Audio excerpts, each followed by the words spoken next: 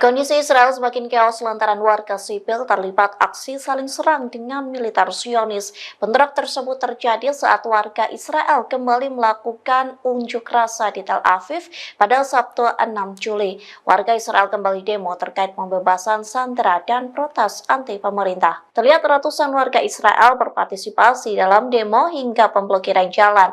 Terlihat demonstrasi kembali membakar Tel Aviv sebagai aksi pemprotesan. Saat itulah militer Zionis menggunakan meriam air untuk meredakan kemarahan warga sipil. Namun hal itu justru menuai konflik di antara kedua pihak hingga terlihat aksi dorong-mendorong dan pemukulan. Rupanya warga Israel juga mulai mengepung kembali rumah Perdana Menteri Israel Benjamin Netanyahu.